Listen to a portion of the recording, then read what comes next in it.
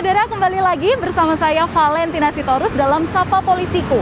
Program Sapa Polisiku merupakan inisiasi dari Korlantas Polri untuk menjaga keamanan berlalu lintas dan keselamatan berkendara. Dan saudara, dalam beberapa waktu belakangan ini sering terlihat komunitas motor yang kerap kali mengawal ambulans di jalanan. Aksi tersebut sejatinya cukup membantu untuk membelah kemacetan ketika mobil pembawa orang sakit atau yang meninggal dunia agar perjalanan tetap lancar. Namun, aksi pengawalan ambulans ini sebenarnya bukan tugas para komunitas motor tersebut, melainkan tugas dari pihak kepolisian. Karena untuk melakukan hal tersebut membutuhkan kemampuan khusus sehingga tak bisa dilakukan oleh semua orang. Lalu sebenarnya seperti apa sih aturan dari pengawalan tersebut? Ayo kita cari tahu bersama.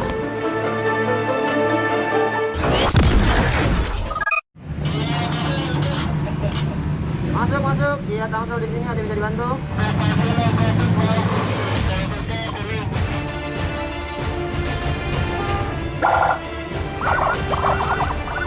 Sangat membantu sih ya kalau menurut saya, karena kebanyakan orang yang di jalan itu kurang memperdulikan keemergensian ambulan.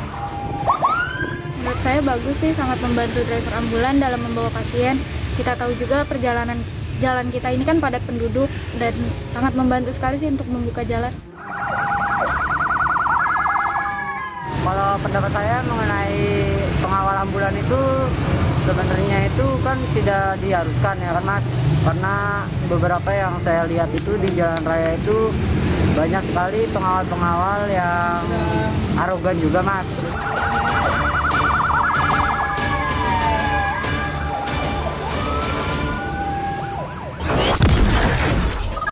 Dan saudara, untuk mengetahui sebenarnya seperti apa aturan dari proses pengawalan mobil ambulans, saat ini kita akan berbincang sedikit dengan Direktur Keamanan dan Keselamatan Korps Lalu Lintas Kepolisian Republik Indonesia, Brigjen Pol Krisnanda Dwi Laksana. Selamat pagi Jenderal, salam sehat. Bagaimana kabarnya Pak?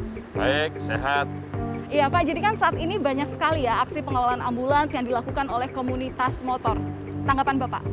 Jadi begini, mengawal itu akan meminta sebagian atau seluruh hak orang lain. Maka di tempat umum ya, semua orang punya hak dan kewajiban yang sama. Yang kedua, ketika mengawal, ini juga perlu standar kompetensi atau pertanggungjawaban atas yang dikawal. Keselamatan yang dikawal maupun yang mengawal dan juga keselamatan pengguna jalan lainnya.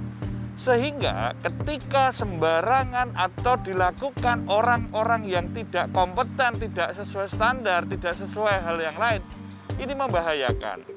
Apalagi di era seperti ini. Kondisi seperti ini tentu kita perlu kesadaran, perlu tanggung jawab. Karena mengawal sembarangan dapat berdampak pada masalah lalu lintas lainnya. Entah itu kemacetan, entah itu kecelakaan. Karena oleh sebab itu, maka kepolisian sebenarnya sudah mengikuti atau menyampaikan beberapa hal kepada publik. Aturan sudah ada, ketentuan sudah ada, standar kompetensi ada. Bahkan para petugas polisi pun untuk menjadi petugas pengawal itu melalui pendidikan, melalui edukasi, training yang disiapkan. Sehingga mereka menguasai yang dikawal, menguasai lingkungannya, menguasai dirinya juga. Nah, ketika orang-orang yang tanpa kompetensi, ini berdampak luas. Berarti tidak dibenarkan ya Pak? Atau tidak direkomendasikan ya, kecuali kepolisian begini, langsung? Karena mengawal ini adalah bagian dari penegakan hukum juga. Karena mengambil sebagian atau seluruh hak orang lain. Di dalam negara yang demokratis, penegak hukum di tempat umum itu kepolisian, polisi. Bahkan kita juga tahu sadar bahwa ketika terjadi sesuatu, maka ini akan kontraproduktif. Konteksnya bukan masalah boleh dan tidak boleh saja, tapi keselamatan, karena keselamatan itu yang pertama dan utama. Kita harus care dan sadar ketika berlalu lintas kita bisa menjadi korban, bisa menjadi pelaku yang merusak, menghambat, bahkan mematikan produktivitas kita dan orang lain. Ya, jadi sebenarnya hal-hal apa sih Pak sehingga proses pengawalan ini hanya boleh dilakukan oleh pihak kepolisian? Apa tahapan yang sebenarnya harus dimiliki? Ya, dari kepolisian ini di dalam melakukan pengawalan, satu, tentu ada standarnya secara administrasi, secara operasional, secara teknis. Dan ketika kita mengawal, kita ini akan komunikasi, tidak sendiri orang di lapangan, selalu komunikasi dengan TMC, dengan back office. yang bisa dipantau, bisa dilihat, bisa dikontrol kemana, dari mana rutenya, sehingga ketika terjadi suatu permasalahan bisa cepat tertangani. Ketika kita tidak melaporkan, tidak ada sistem kontrol, ini kan akan sulit. Maka dengan sistem back office, sistem komando pengendalian, dan sistem informasi komunikasi yang ada ini, maka bisa selalu koordinasi, karena proses ini dari satu tempat ke tempat lain, apalagi mengawal ambulan, apalagi mengawal dalam keadaan darurat, ini perlu ada suatu sistem. Maka polisi pun juga punya sistem namanya emergency policing atau sistem kedaruratan. Oke, seperti apa itu Pak sistem emergency kedaruratan itu tadi Pak? Jadi begini, situasi kedaruratan ini selalu bisa saja terjadi hal yang tidak terduga. Maka ketika ada monitor, ada evaluasi, ada kontrol, maka kita bisa melakukan informasi. Kita punya call center, kita punya command center, dan ada petugas-petugas terdekat yang bisa memberi bantuan pertolongan pertama pada tempat kejadian, sehingga apabila terjadi sesuatu, ini bisa segera tertangani. Oke. Nah sebenarnya seperti apa sih Pak supaya warga yang kemudian memiliki permasalahan atau yang memang membutuhkan pengawalan ketika mungkin ada salah satu keluarganya yang harus dibawa oleh ambulans, seperti apa Pak untuk mendapatkan akses kemudahan itu? Yang paling pertama kita semua sadar bahwa kondisi ini darurat, kondisi ini juga hal yang lain. Kita semua tolong informasikan kepada petugas polisi, sampaikan, tidak apa-apa, kita punya call center, punya command center, bisa lewat media sosial dan lain sebagainya. Yang kedua, kita pun juga ada program untuk melatih para petugas pengemudi ambulan. Kita juga ada pelatihan dan komunikasi dengan Dinas Kesehatan melalui PSC, Public Safety Center. Karena kondisi seperti ini, orang sehat saja dalam kondisi yang dikendarai tidak dengan baik saja tidak nyaman, apalagi orang sakit, apalagi orang yang perlu pertolongan atau dalam keadaan darurat. Nah, disinilah tentu konteks yang dilakukan, kepolisian membangun literasi, membangun sistem untuk komunikasi, koordinasi, komando pengendalian, dan juga operasional pengawalannya, teknisnya di lapangan seperti apa, sehingga aman, selamat, tertib, dan lancar tetap itu diutamakan.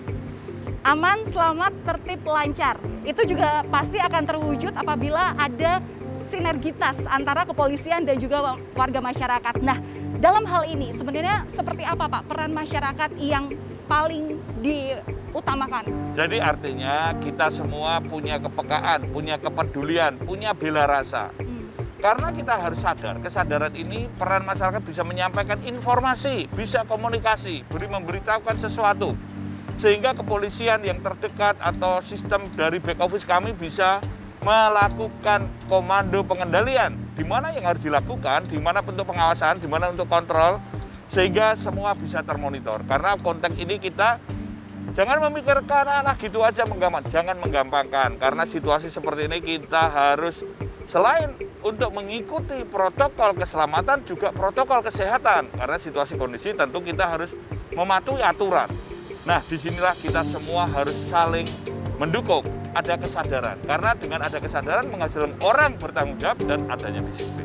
Berarti intinya memang masyarakat yang harus tahu sebenarnya ketika ambulans lewat itu mereka yang diutamakan ya Pak ya? Ya, mereka juga harus paham. Kita harus memberi ruang, memberi jalan, memberi kesempatan. Jangan kita malah pura-pura tidak tahu atau egois. Karena kita harus tahu, berlalu lintas kita bisa menjadi korban, bisa menjadi pelaku yang merusak, menghambat, bahkan mematikan produktivitas kita dan orang lain. Itu yang harus dilakukan. Maka ketika ada hal-hal yang emergensi, kedaruratan, kita harus memberikan ruang dan kita harus mendukung untuk semua tetap aman, selamat, tertib, dan lancar. Oke, berarti dalam hal ini masyarakat memang sebenarnya yang harus mengetahui ya Pak ya, karena memang dalam aturan, dalam undang-undang sudah disebutkan bahwa ambulans itu memiliki akses khusus. Jadi begini, kita harus juga memiliki kesadaran, memiliki tanggung jawab, memikirkan kepekaan, kepedulian akan keselamatan kita dan orang lain. Lalu lintas ini urat nadi kehidupan. Ketika kita berperilaku sembarangan, menimbulkan masalah yang kontraproduktif, ini bisa merusak, mengganggu, menghambat produktivitas kita dan orang lain. Itu yang harus kita lakukan. Maka mari kita jaga, kita saling mendukung, dan tetap patuh hukum, serta tetap mengutamakan keselamatan serta kesehatan. Oke, berarti intinya kalau misalnya di jalan ada ambulans, kemudian pasti juga tim kepolisian akan langsung membantu mengarahkan bagaimana peralihan arus lalu lintas. Polisi yang ada di lapangan juga akan melihat ketika ada ambulans yang bawa orang sakit, ada sesuatu, ini akan diberikan prioritas. Jadi artinya Tolong masyarakat pengguna jalan juga sadar, juga peka, peduli. Ini orang-orang yang perlu kita dahulukan, kita utamakan. Sehingga tetap semua aman, selamat, tertib, dan lancar.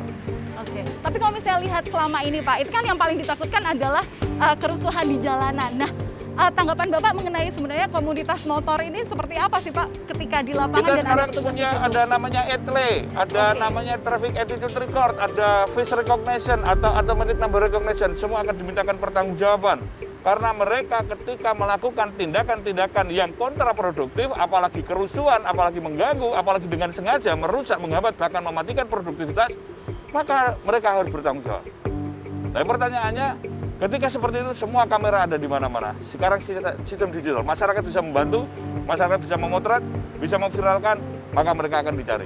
Tentu tidak memungkiri akan ada denda bagi orang yang melanggar itu. Permasalahannya bukan masalah denda, nyawa orang, keselamatan. Kita harus peduli bahwa sumber daya manusia adalah aset utama bangsa. Oke, berarti memang untuk tidak dibenarkan adanya konvoy, terutama dalam hal pengawalan ambulans, karena memang itu adalah tupoksi dari petugas kepolisian. Bukan hanya itu, tapi membahayakan keselamatan dirinya dan orang lain. Ya, oke Mbak, saya bilang begini, misalnya kemarin ada orang yang mengawal dengan konvoy, depannya truk, ngawur, dia nyelip, membahayakan keselamatan, marah, merusak, timbul masalah baru. Ini hal yang memalukan. Ingat, lalu lintas ini selain urat nadi kehidupan juga refleksi budaya bangsa, tingkat kepatuhan, tingkat kesadaran. Ini menjadikan konflik baru. Jadi, mari kita jaga agar jangan melakukan hal-hal yang mempermalukan kita dan merusak peradaban bangsa ini. Karena pelanggaran-pelanggaran ini selain berdampak kepada kecelakaan, kemacetan, juga masalah-masalah sosial lainnya. Baik, terima kasih Brigjen Pol Krisnanda Dwi Laksana sudah meluangkan waktunya kepada pemirsa Kompas TV melalui Sapa Polisiku. Terima kasih Bapak, salam sehat.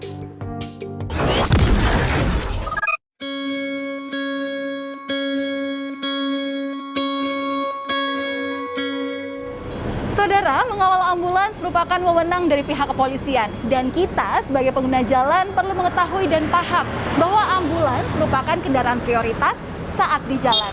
Dan selalu ingat ya saudara, untuk stop pelanggaran, stop kecelakaan, keselamatan untuk kemanusiaan.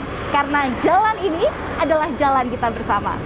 Akhir kata, saya Valentina Sitorus, pamit undur diri. Terima kasih. Sampai jumpa.